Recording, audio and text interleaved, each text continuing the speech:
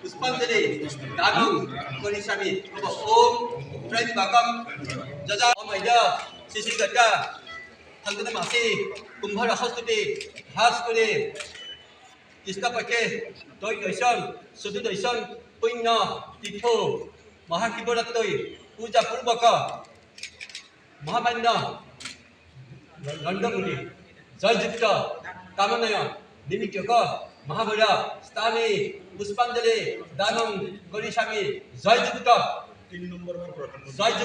कामनाय 3 number प्रधानमंत्री সেইকাৰণে প্ৰধানমন্ত্ৰী তেজপুৰত অহাৰ কাৰণে আমি আজি পূজাটো দিলোঁ আৰু মই ভাবোঁ যে শিৱ বাবাই আমাৰ পূজাটো স্বীকাৰ কৰিছে আৰু ভাৰতীয় জনতা পাৰ্টিৰ নেতৃত্বত 400টা আসন পাই নৰেন্দ্ৰ মোদী ডাঙৰীয়া তৃতীয়বাৰৰ বাবে প্ৰধানমন্ত্ৰী হ'ব। আজি ৰণদন্দুবি আৰম্ভ হ'ল লোকসভাৰ নিৰ্বাচন কেতিয়াবাই বাজি আছে, আপোনালোকে কেতিয়াবা কম শুনে কেতিয়াবা বেছি শুনে, কিন্তু এতিয়াতো তুংগত আছে একদম।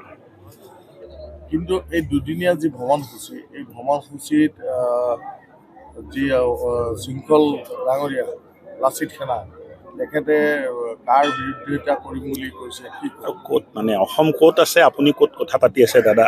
অসমত 27,000 কোটি টকাৰ মাইক্ৰ'চিপ বনোৱাৰ কাৰণে টাটাই বিনিয়োগ কৰি আছে। অসম এতিয়া এক বেলেগ জাগাত অসমে চাই আছে। অসমৰ মানুহে এতিয়া অসমক বেলেগ জাগাত চাব খোজে। আন্দোলন, পিকেটিং, ভয় ভাবুকি, ইয়াৰ পৰা অসম ওলাই আহিছে মুখ্যমন্ত্ৰী ডাঙৰীয়াৰ নেতৃত্বত।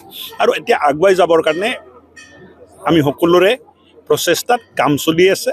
অসমৰ নৱপ্ৰজন্মই এক ইণ্ডাষ্ট্ৰিয়েলাইজড অসম বিচাৰিছে, য'ত নেকি ইঞ্জিনিয়াৰে চাকৰি পাব, অভিযন্তাই চাকৰি পাব, কমেও ডাইৰেক্ট ইনডাইৰেক্ট 20,000 মানুহৰ চাকৰি ছেমি কণ্ডাক্টৰ ইণ্ডাষ্ট্ৰীত হ'ব।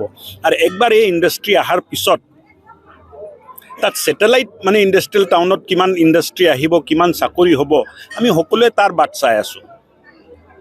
ইয়াত আৰু নেগেটিভ কথা পাতি এটা পৰিৱেশ নষ্ট কৰাৰ এটা ইনভেষ্টমেণ্টৰ পৰিৱেশ আহিছে। ডাঙৰ ডাঙৰ কোম্পানীয়ে এতিয়া অসমত ইণ্ডাষ্ট্ৰী লগাব খুজিছে। এই পৰিৱেশটো নষ্ট কৰাৰ অধিকাৰ কাৰো নাই।